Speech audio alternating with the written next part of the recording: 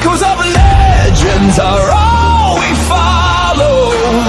Turn it up, feast your eyes. Feel the fever ignite. Glory to your house. We burn through the night. We burn through the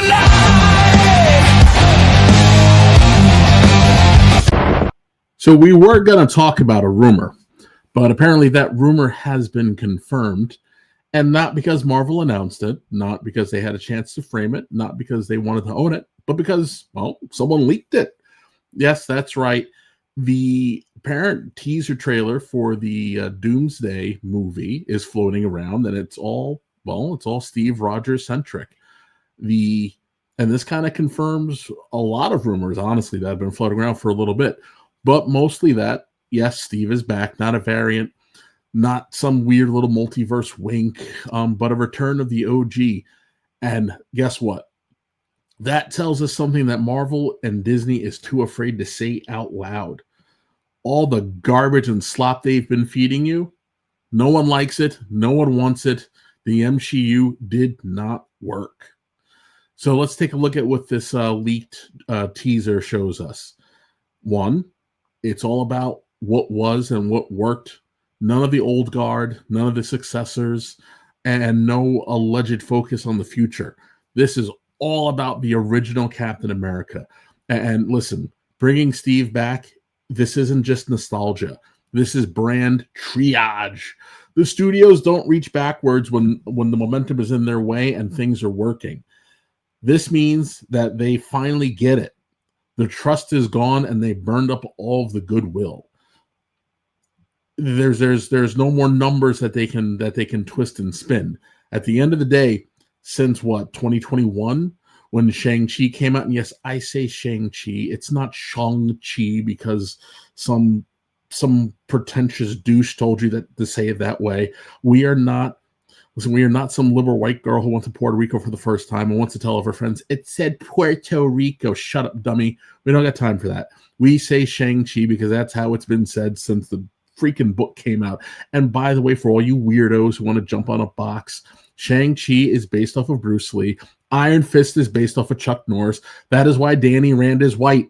So shut up and learn something. As I was saying, Shang-Chi was probably the last clean win that they pulled out, but it was still underwhelming. We got to be honest about it. And it mostly did well because it was a cool kung fu movie.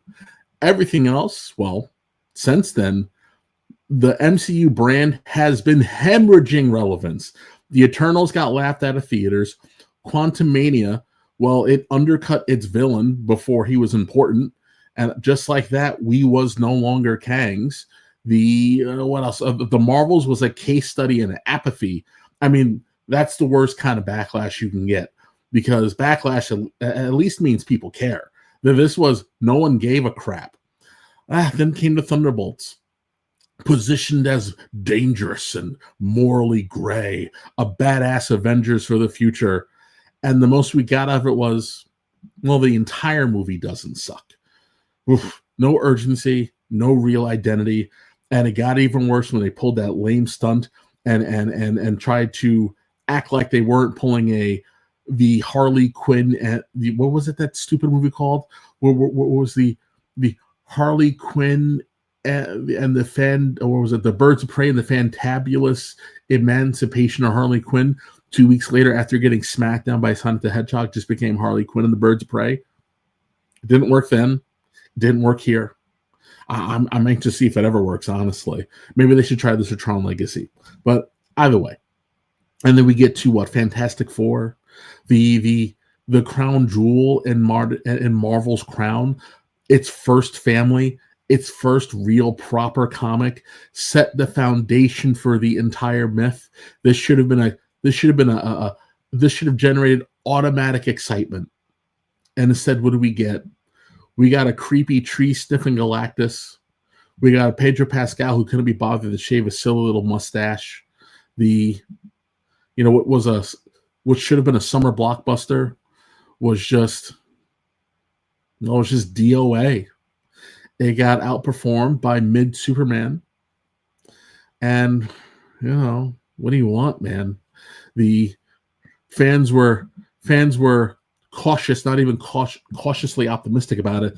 They were cautious. And then when the movie didn't flame on, and the marketing was just an epic catastrophic example, and just really not knowing what people want, brand skepticism became brand disinterest, and people just kept walking. And yes, I know I skipped over Brave New World, and there was a reason for that, because Brave New World, at the end of the day, was supposed to stabilize the MCU. It didn't. It at best got mixed reception, soft word of mouth. And when you watch this movie, after you realize that it's a sequel to The Incredible Hulk and the Hulk isn't in it, you punch through the entire film, and at no point in time do you get the moment where you get a moment where the audience gets a chance to say, yes, this is the guy. Sam is Captain America. Oof. Listen, this entire era, it failed. Unfortunately, it didn't fail loudly, right? If you're gonna go down, you want to go down in flames. This entire era can be defined by it's just been entirely meek and pitiful. It limped out the back door, and that's why Steve Rogers is back. Here's the best part. I'm serious, but here is the best part. Marvel Comics proper. Well, the results of Marvel Now told the MCU not to do this. It was as brazen a warning as a person could possibly get. Marvel Now promised evolution, a modern revival, a call to action for the modern audience, bold change. And guess what? That failure was predictable. We're gonna drop a bunch of number ones. We're gonna cancel the titles, drop a bunch of number ones, and the sales are gonna spike. Not really because of interest, but because you had 15 to 20 different variants for the first issue to force retailers into buying the muck, and trying to think that the readers were going to fall for it because people love to chase number ones. And after you get through that big spike, what happened? Immediately the sales fall off. The readers disengage. The legacy heroes, anytime they get sidelined and the mantles get reassigned without any narrative weight, well, the characters stop feeling like people, and they start feeling like positions, like lectures. And the readers, well, they didn't revolt; they just walked away. Marvel Comics lost its generational capture, and even today, an industry where the X-Men we used to sell 1 million copies a month, you're lucky if you're seeing major titles sell 20 to 10K. It's a terrible time for the comic book industry. And for whatever reason, well, we get it. I'm going to scratch that. We know what happened. The MCU followed suit because people like Kevin Feige, they believe the message is more important than results. And at the end of the day, Disney loves to spend other people's money.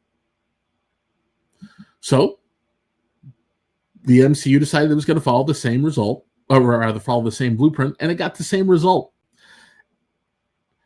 And why do these stupid legacy swaps keep failing? It isn't about the fear of the change. It's about the lack of earning the mantle. Miles Morales worked because he was built patiently. Wally West, Kyle Rayner, hell, even Connor Hawke, they worked because the myth, they adapted around the myth and they honored the legacy. They extended it, they added to it, but at no point did they ever disrespect it. Now let's take a second and talk about Sam Wilson.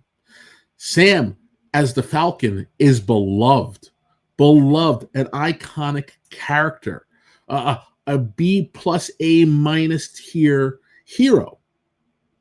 As Captain America, he fell flat. This isn't racism. This is storytelling reality. The Falcon worked because he was authentic. As Cap, he faltered because the shield was just handed over. There was no rebuilding of the myth around him. There was no restructuring to give him a foundation. It was just, here you go. I'm old now. Steve Rogers morphed into Joe Biden, forgot what he wanted to do, and just gave the shield over to Sam or Bucky. And then we got a really mid Disney Plus show, which should have been awesome. Which should have been, because it was the one thing that people really just kind of wanted to see was the Lethal Weapon-esque adventures of Falcon and the Winter Soldier. And instead, we got a government contractor and superhero unable to get a loan at a bank, even though you got to factor he was gone for 5 years, so he would have been due about 5 years of back pay.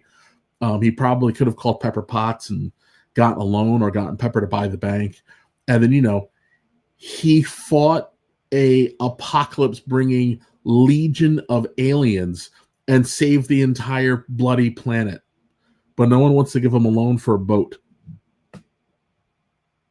Here's the part that Hollywood really doesn't want you to hear about all of this lunacy.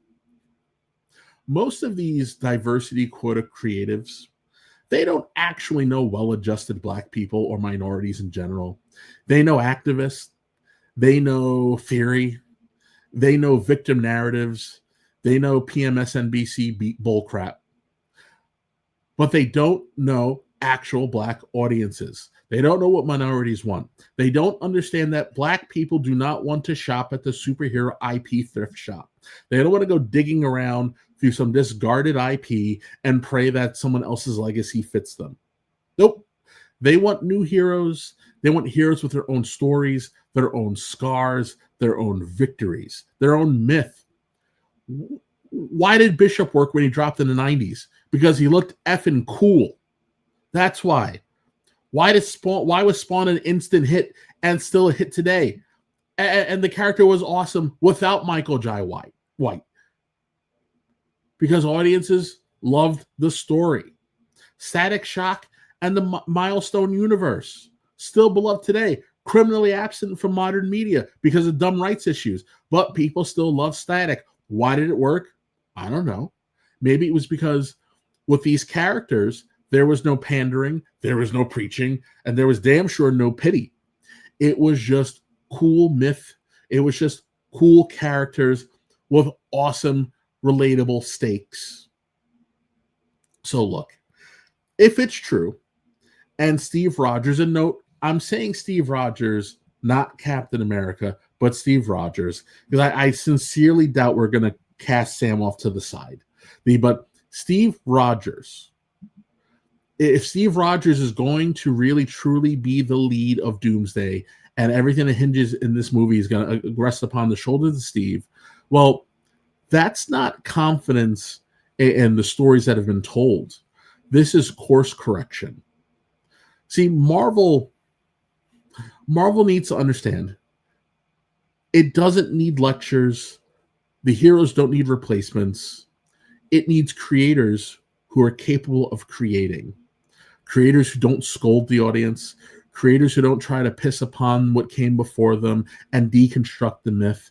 We need creators who honor the myths, who honor the lore, who honor the legacy, and want to build upon it. Just tell a damn good story. Let the legacy grow. Let it move forwards, not sideways, and damn sure not backwards.